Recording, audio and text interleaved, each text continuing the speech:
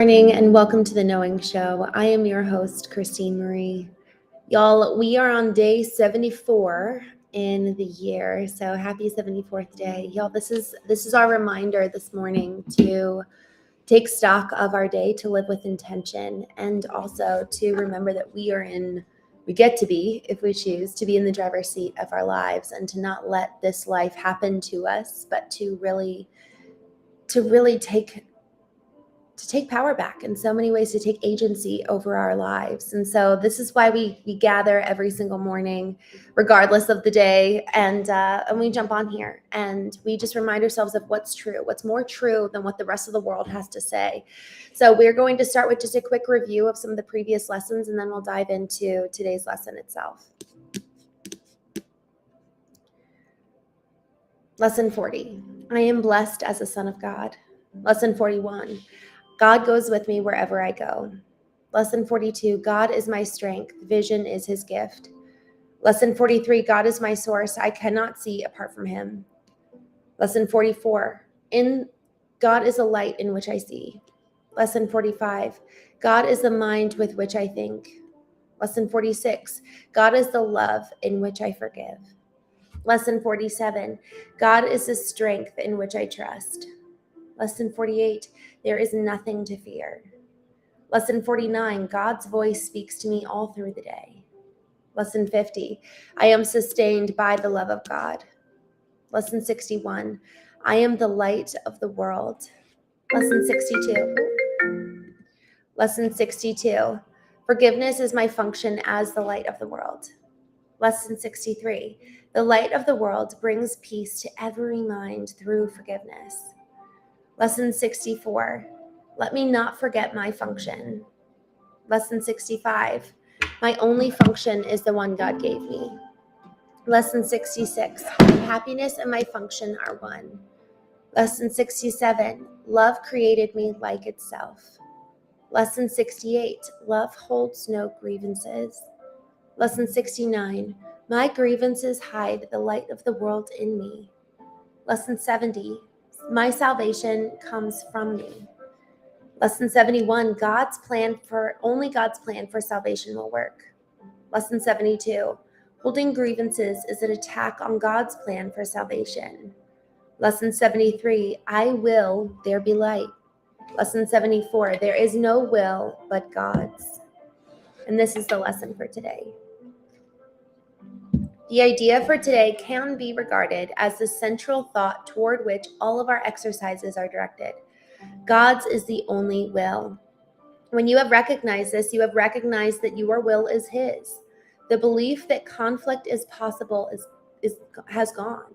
Peace has replaced this strange idea that you are torn by conflicting goals. As an expression of the will of God, you have no goal but his. There is great peace in today's idea, and the exercises for today are directed towards finding this. The idea itself is wholly true. Therefore, it cannot give rise to illusions. Without illusions, conflict is impossible. Let us try to recognize this today and experience the peace this recognition brings.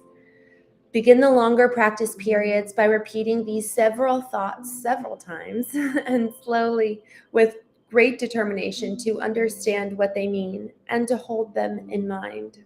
There is no will but God's. I cannot be in conflict. Then spend several minutes in adding some related thoughts such as, I'm at peace. Nothing can disturb me. My will is God's. My will and God's are one.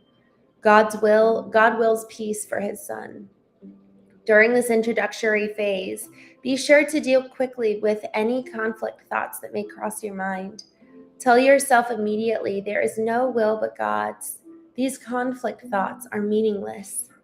If there is one conflict area that seems particularly difficult to resolve, single it out for special consideration. Think about it briefly, but very specifically.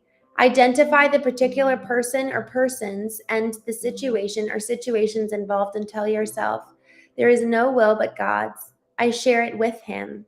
My conflicts about blank cannot be real. After you have cleared your mind in this way, close your eyes and try to experience the peace to which your reality entitles you. Sink into it and feel it closing around you. There may be some temptation to mistake these attempts for withdrawal, but the difference is easily detected. If you are succeeding, you will feel a deep sense of joy and an increased alertness, rather than feeling a sense of drowsiness and enervation. Joy characterizes peace. By this experience, will you recognize that you have reached it? If you feel yourself slipping off into withdrawal, quickly repeat the idea for today and try again. Do this as often as necessary. There is definite gain in refusing to allow retreat into withdrawal, even if you do not experience the peace you seek. In the shorter periods, which should be undertaken at regular and predetermined intervals today, say to yourself, there is no will but God's. I seek his peace today. Then try to find what you are seeking. A minute or two every half hour with eyes closed if possible would be well spent on this today. Y'all, I think the thing that meant the most to me is that joy characterizes peace.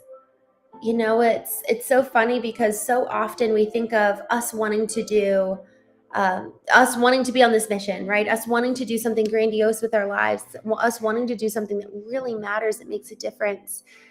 And we can be coming from this place of, I'm striving for this, I'm trying, I'm doing everything I can.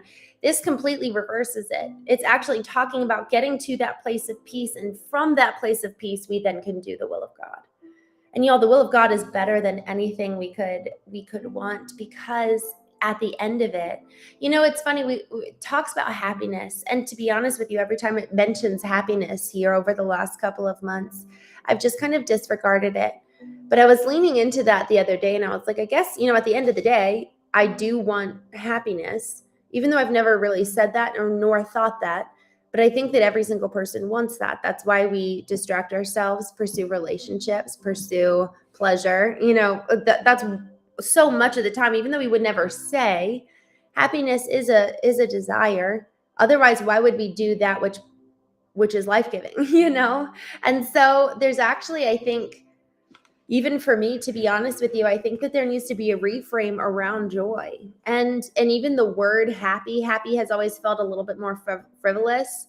I like her saying joy. That holds a deeper meaning to me, so I resonate with it more. But really, when she's talked about happiness thus far, she's speaking very similarly in terms of joy. It's the joy that and kind of happiness that flows from when we're in alignment. The happiness that flows from right living, and it's not always going to be easy, but I love that she says joy is the mark of peace. It's the assurance and kind of the I guess you could say physical external manifestation that we found internal peace. Maybe joy is actually the external result of the inner being, that inner state of peace. And I think that that's actually how beautiful that's how God intends and wants for us to live, which is in a place of joy. Actually, I was praying a couple weeks ago. I was in my vertical alignment, and I felt so strongly. I was reminded of this verse, and on Sundays we talk a little bit more about spirituality because it's Sunday. But also these mornings are really dedicated to spiritual and even intellectual development, because our thoughts are so important for us to master, and they need to be derived from a true source rather than us outsourcing our thoughts and having other people teach us how to think. And apart from being intentional to train our minds ourselves, our minds are being trained and cultivated by every single input. And inputs are podcasts, movies, books, friends, social media. So if we don't take control of the source and be the one to intentionally source our thoughts, we're going to constantly be like, I use this example of an electrical socket. We're going to be constantly looking for a new outlet for us to plug ourselves into because we're not able to be internally sourced. So this is partially where the importance lies, is being able to be self-sourced, having our source come from the divine himself rather than be looking externally in the physical world, because we will always be left empty and disappointed if we're looking at it in that regard. But to that area of joy is the hallmark of peace. That so often is actually what exudes from us. Somebody who's peaceful, what are the physical marks of peace? Joy.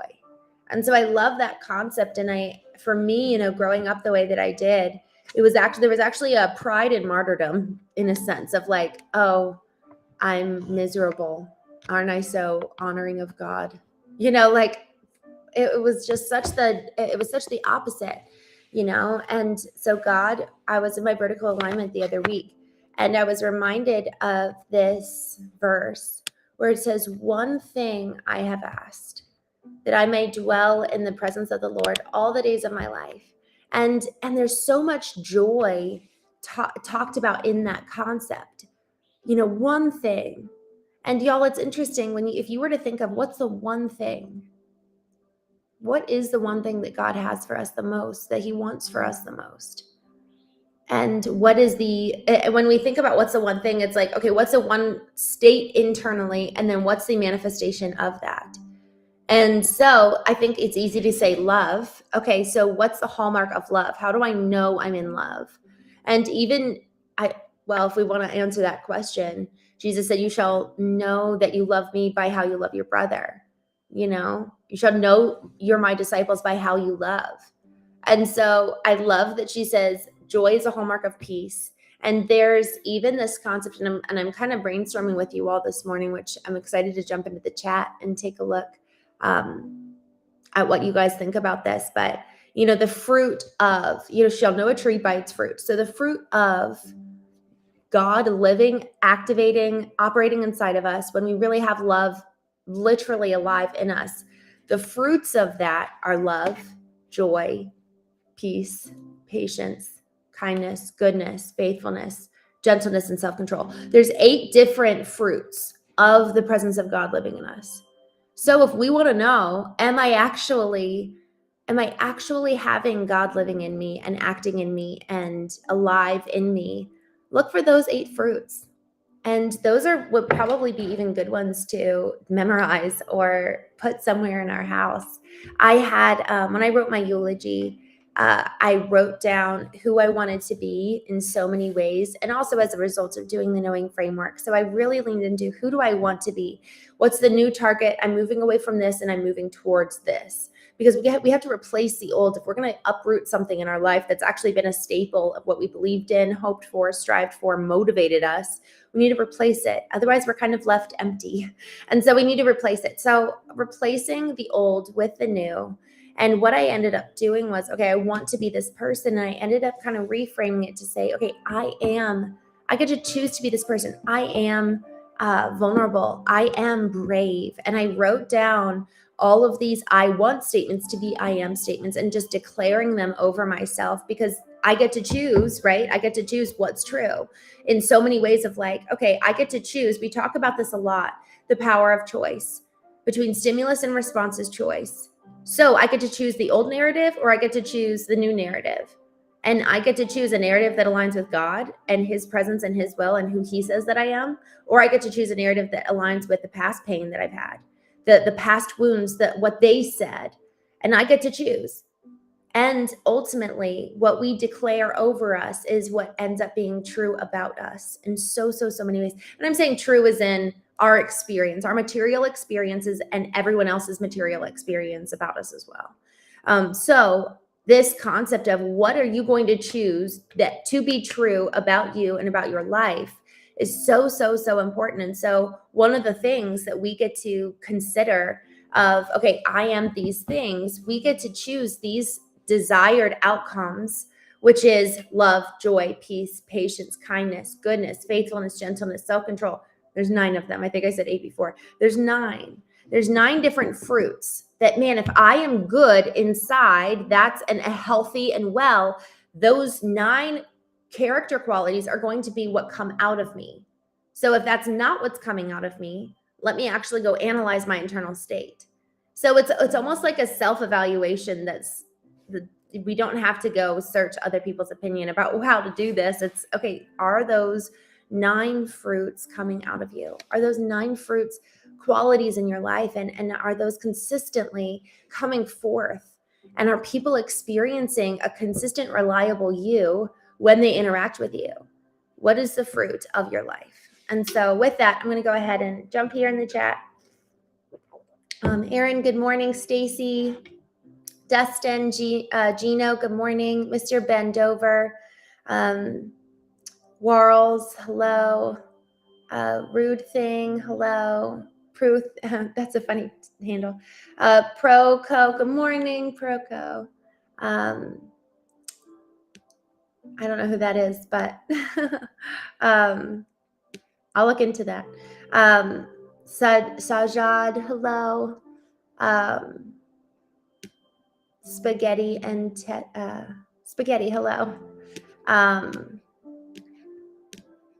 Just looking through. Lava Turtle, hello. Thanks for joining. The Jim Fisher, Razor, Winston, Aaron, good morning. Blazer, thank you, Josh. I'm grateful for you. SW, there's a spider behind you. I don't think so. Bama, Galatians 6:22, I believe is the source. Fruitage of the Spirit. Yeah, absolutely. Oh no, Justin says this chat is disgusting. How can you all behave this way while she talks like this? Oh, all right, y'all, just so you know, since Justin, I just saw that, we're actually going to start. I was going to leave the Knowing podcast on where anybody could chat. But honestly, if it's really getting this bad, then I'm just going to turn off. I'm going to turn off the chat. Or what I'm going to do is on Christene Marie _knowing, that's where people can chat freely. I'm just going to make it so that you have to like be a part of the Knowing community in order to chat. And if people are in the Knowing community and being rude and disgusting, we'll just say, love you, bye. Because honestly, y'all, I want this place, when I think about my goals for Knowing, I want it to be somewhere that's actually really safe for us to be able to be real, to be able to expose ourselves and the vulnerability that comes with the past. Every single one of us has had experiences that are painful. And a lot of times when we actually talk the way that we're doing in the chat, it's to cover up past wounds and it's to cover up pain. And it's a pretense in and of itself.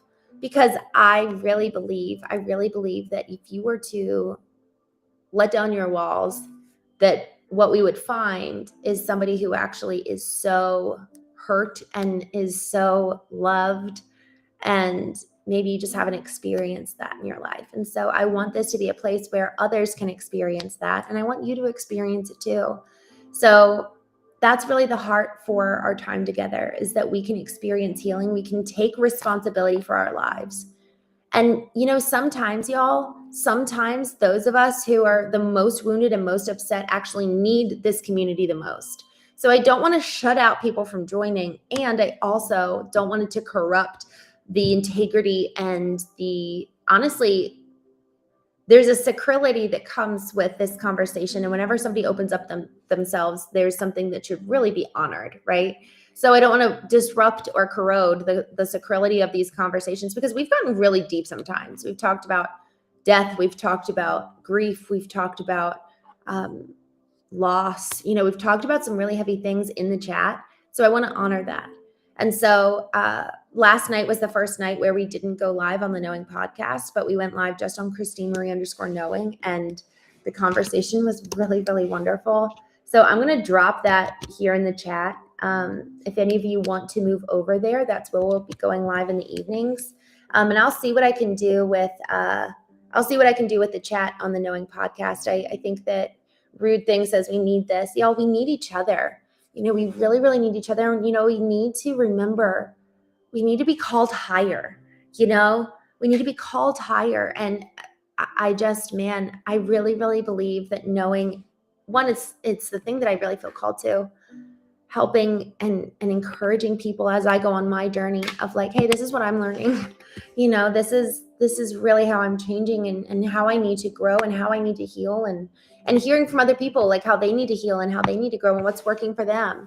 Even just last night, we were talking about fasting, and I got really good ideas from folks. So this is where we do the work.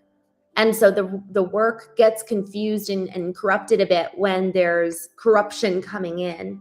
And so I just want it to be said, I probably will say this multiple times, but it is out of a place of love that we're going to be shutting down the chat, because really my hope is that the mission itself maintains its purity.